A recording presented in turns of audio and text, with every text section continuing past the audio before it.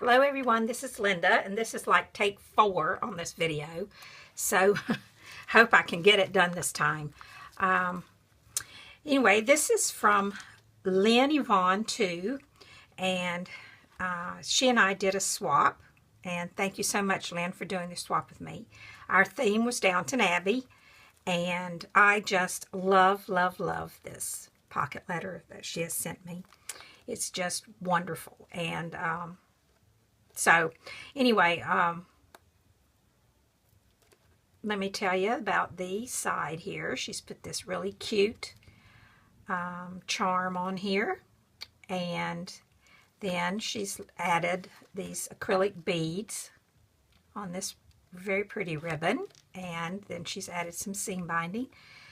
Down the side here, she's put some pretty washi tape, and she's put eyelets in the holes, which is, I think, a good idea.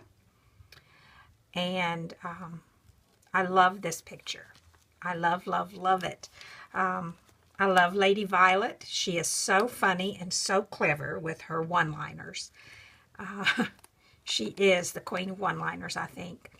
So, anyway, this says, "Oh, good, let's talk about money." Yes. So, this is the front, and I apologize, Lynn, if I didn't get everything exactly back where it belongs, because I've had it out a couple of times.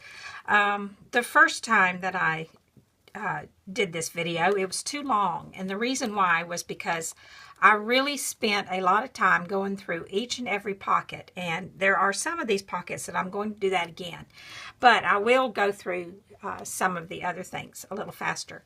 So there's a lot of information here, a lot of little, I don't know, what would you call it? Just interesting facts about Downton Abbey. So for you that love Downton Abbey, you will probably find this interesting as I did. So I'm going to try to go through it a little bit faster this time, but still read all the little bits of trivia. So, in this pocket, Lynn has given me some beautiful appliques and ribbon slider, which I love. She has gifted me some bling here and some flat back pearls, which I also love. Here she's put a little, what she calls a peg, closed peg, and she's wrapped some blue and white baker's twine around it, which is very cute. I love that. In this pocket, she has embossed some cameos, and I think those are really cute. And then some little frames, and those are very cute. Thank you so much. I will use those for sure.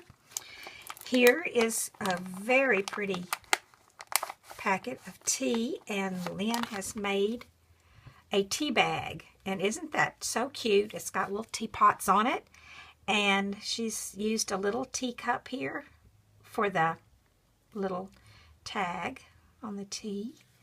Isn't that cute? I just love it. I may or may not open this. I'm not sure. I just love it. Thank you so much.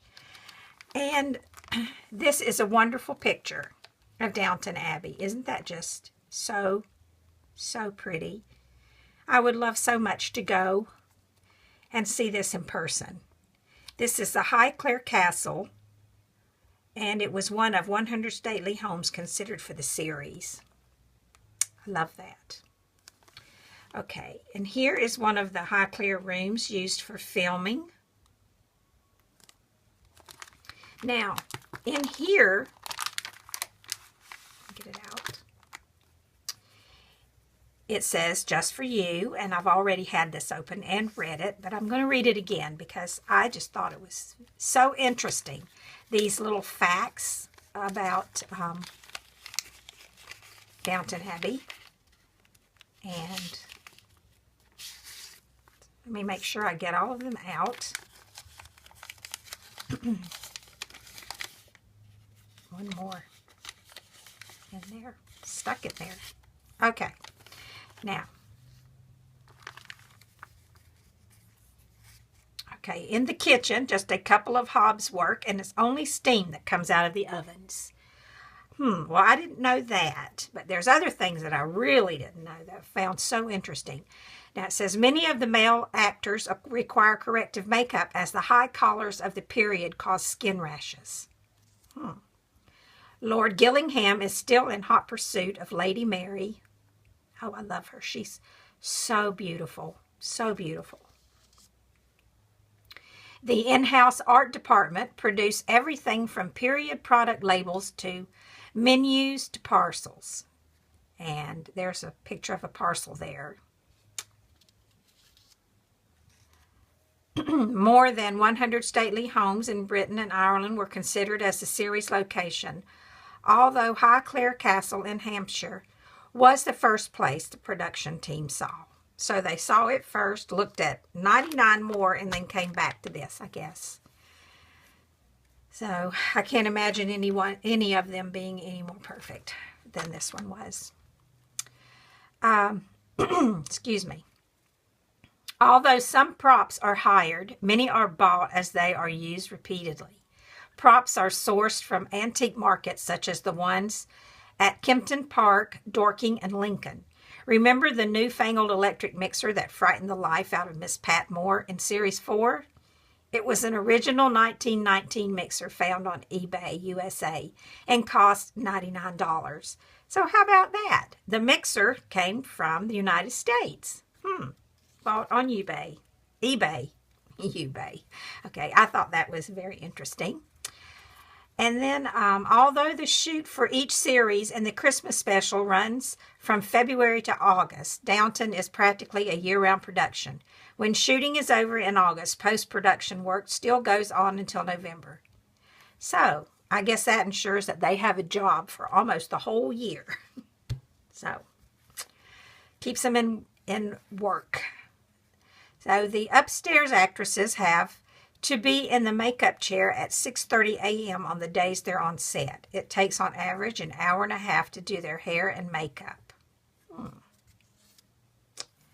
There are 17 people in the costume department, including designers, seamstresses, and pattern cutters. While the team used some original garments from the 20s, many vintage items have to be painstakingly restored. The team scours vintage clothing sales both in the UK and in Paris to source antique beading, fabrics, and lace. Well, I know those dresses they wear. Those are beautiful, beautiful, beautiful. I just get lost when I'm watching that show. Just get lost in that era. I love it. The Grantham family's living areas, hall, library, drawing room, and dining room, are filmed on location at Highclere. But after the first series, their bedrooms were constructed at Ealing Studios, where all below-stairs scenes are filmed. The bedroom sets are interchangeable. Robert's dressing room doubles as the nursery, and Tom Branson's bedroom and Cora's bedroom transforms into Mary and Edith's rooms. I did not know that.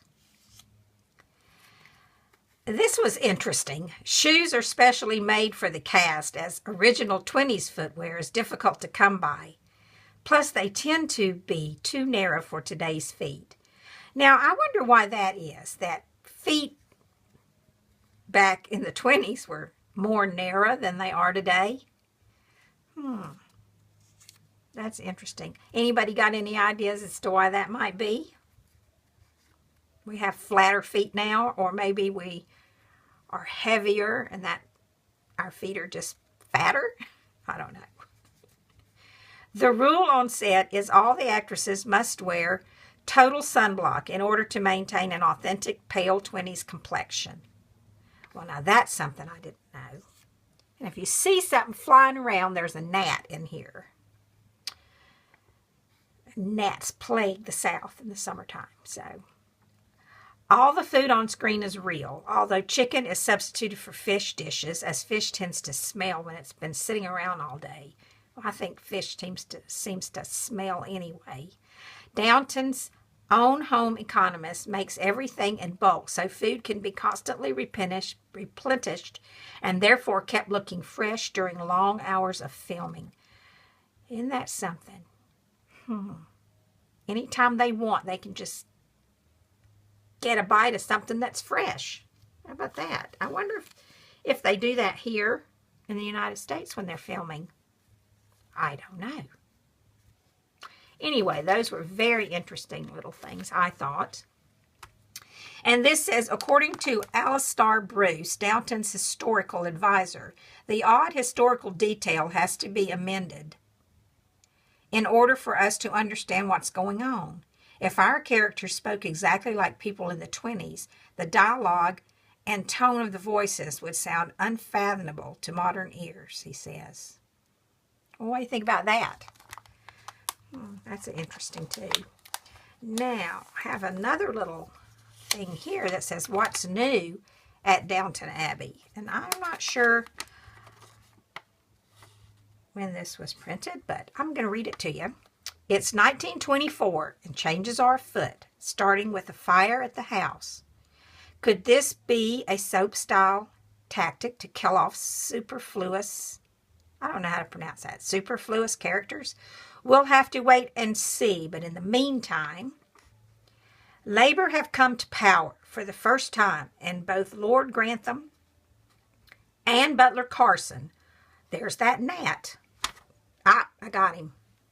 He won't bother us anymore. Okay, now where was I? Labour have come to power for the first time, and both Lord Grantham and Butler Carson are concerned this will erode the old order of things even more. Lord Grantham's left-leaning son-in-law, Tom Branson, is delighted to have a socialist government and displeased his father-in-law further by his friendship with teacher and women's rights supporter Sarah Bunting. Lady Cora looks to have her head turned by dashing art historian Simon Bricker. That might not be too good for Lord Grantham. We shall see. And Lady Mary is enjoying the attentions of her two suitors, Gillingham and Blake. She is also kept busy raising little George, now 3, and focusing on the upkeep of the Downton estate. Lady Edith secretly visits her baby daughter, who was adopted by a local farmer and his wife. But there's still no news of her married lover, who has gone missing in Germany. Later in the series, we meet Docker, Lady Violet's lady's maid, played by Sue Johnston. A cloud continues to hang over the relationship of John Bates and his wife Anna regarding the demise of rapist Mr. Green. I love Anna and Bates. They're, I think, my 2 favorite characters. I just love them. Anna's really my favorite of all, I think. And then Lady Mary comes after her. Anyway, Lady Violet still has the best lines as her love-hate relationship with Isabel Crawley continues. That's a fun one. What a sparring match those two are. Of course, Lady Violet, I think, always comes out on top. And I just, anyway, I lost my train of thought. So, I hope you enjoyed my Downton Abbey pocket letter as much as I did. I just loved reading all those things, little tidbits of information. And I want to thank you again, Lynn, for sending me such a great pocket letter. I just love it. So, I'll talk to you guys later. Bye now.